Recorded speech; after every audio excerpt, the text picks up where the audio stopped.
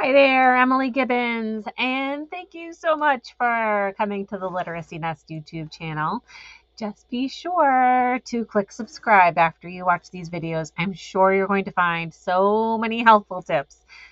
And you can see that I have about a new video each week. If you do want to and subscribe, then you'll be getting notified to whenever a new video drops into my channel. All right, so this is, at the time of making this, a really important topic, and that is one that is going to really help our students. And it's the notion of that there are ways that we can build independence within the Orton-Gillingham lesson. We know when our students who are challenged readers come into the Orton-Gillingham setting, they may be experiencing maybe some low self-confidence, a reluctancy to want to actually do the work because, frankly, at times it can feel rather hard, and they may be relating that to their experiences within the classroom setting. And so it's really important, obviously, to build that relationship with them, to make them feel comfortable and want to participate within that intervention setting. But that can take time. But it also takes one really important thing, and that is patience, not from just us as adults, but also from them, and to learn how to trust that process. But there are some ways that I'm going to share today that you can help them build independence. And what happens when we guide students towards a little bit more independence? They gain confidence. They want to actually engage more into that learning process. But remember, we want to use something called the gradual release of responsibility as we work in these tiny little breadcrumbs of independence along the way, right? Because they're not going to be with us forever. We want to provide opportunities that are sometimes disguised maybe as fun activities, but are actually encouraging them to do more things for themselves. This is going to be especially true if you are new to Orton-Gillingham training and you are wondering, am I doing all of the things for them? A lot of times we just have to learn how to be good observers and listeners. Less talking from us, more from them. Okay, so I have a whole blog post on this topic, ways to build independence.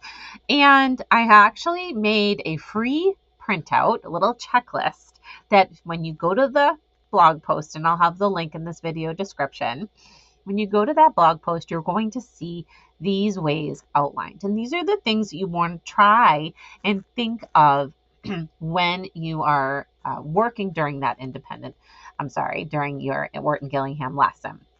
And so one of the things is just teaching them how to set up a piece of paper. And so sometimes I know with certain Orton-Gillingham trainings, a paper that is already set up into delineated sections and so forth is handed out, and you can use that as your dictation paper or whatever.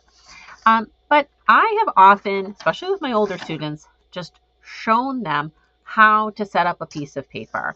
And you would be surprised at how many students really aren't quite sure how to perhaps write something like the date with it, and not just the shortcut version, but actually the whole date. But just having them folding the paper in half, putting their name and date, learning how to number or skip you may want, when they do number it, skip every other line. But having them learn how to set up their paper is actually one of these planning tasks that at first may feel a little bit tedious, but the more times you do it, the better they get at it. So I encourage you to try using just plain paper. And of course, if these lines are too close together for your students that may have some spacing concerns, you would use different paper. But having them just learning how to rule it themselves is a very, very beneficial task. That way, when you say, okay, time for dictation, and you're passing them the paper, there's not even a conversation about, okay, please put your name and date and number your paper. all you're going to have to do over time is just hand them the paper, and you could just say, okay, set up your paper. And then they know exactly what to do. And so these tasks are actually going to really help executive function skills too. But like I said, it takes, at the very beginning of this video, takes a lot of patience and practice on not just you, but on behalf of the child. Okay, so I also mentioned writing the date. So whenever it's a new month, talking about what month that is. Did they know the ordered number in the calendar year of that month?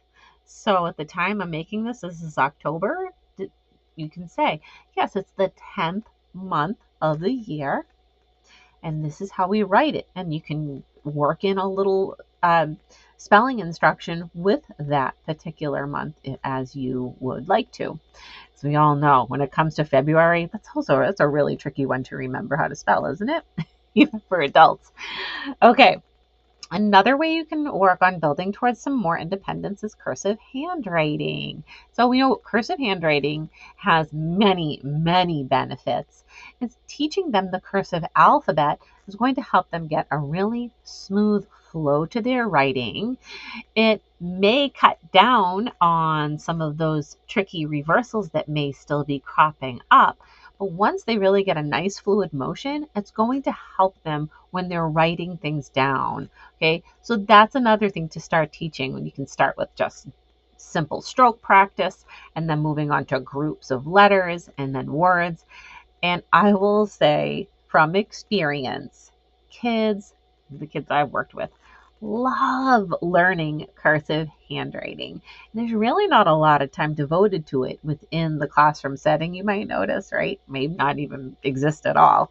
And so they feel really proud of themselves when they do end up becoming more proficient in cursive.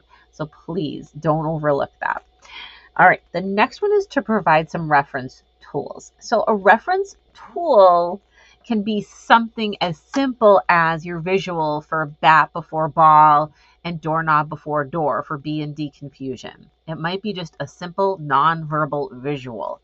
That can be considered a reference tool for maybe your younger students or children who are newer to the Orton-Gillingham approach.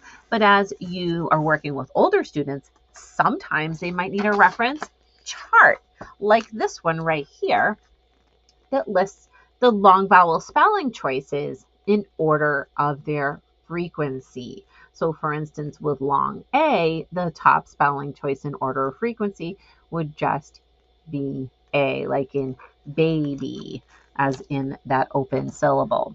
And so having perhaps a reference binder that has divided sections where they can go and look up something quickly is great. This is going to be helpful to have a binder, especially if you don't have a lot of wall space, but you can have simple tools, some that are nonverbal, some that are not, that you have ready to display anytime you are working through a lesson. Sometimes having just that poster with either cups or cops or chops, whatever you use for editing can be helpful. All right, so having reference tools is that one. Card drills. So just because we do the auditory drill deck maybe at the beginning of the lesson doesn't mean that they still can't have access to that deck, perhaps at a later time, maybe during what says or when you are doing dictation. Sometimes they may need to have that drill deck nearby to flip through and find that card or jog their memory for the keyword. So knowing that they have access to that they have permission to go through and find that card just temporarily, they're not always going to need it, is really, really helpful. And then the next one, always have some kind of editing checklist. And this editing checklist can be a visual, like using cups or cops, or some people use chops where the H is for handwriting. But some mini poster or little tent card that you display, and you are not saying anything. It is up to the student to use that as a way to edit their writing. So whatever dictated sentence is on their paper, stop. They refer to the checklist. You may have it on something that's laminated where they can wipe it off, write on it with a dry erase marker and wipe it off. You may have them actually physically write the word cops down at the bottom of their paper. And then as they have gone through and checked, like C for capitalization, they can draw a line through it. The tip that I want to stress, though, is that it's not something that you're talking them through. There's minimal discussion during this time. That visual, that tool is for them to use to develop their own editing habits and procedures. And then finally, this is one that I love the most, that you can really get creative with, and that is using teachable moments. Let me explain. So let's say I just had a child read a whole bunch of word cards and they're on the table. I would love it if I didn't have to be the one to pick up all the cards and put them away myself. I want them to help me clean up. And so if the cards are on the table, then I might say, okay, we're going to pack these up. So what I want you to do is pick up a card, and each time you hand me a card, read it. So there's one more opportunity for reading. They're handing you the card as they're reading it and putting them perhaps like into a bag, a cup, an envelope, whatever. The point is that this is cleverly disguised as an opportunity for not only reading, but for cleaning up so that you can transition on to the next portion of the lesson seamlessly, smoothly. You don't have to get up and down to get the next thing. Put away, move on.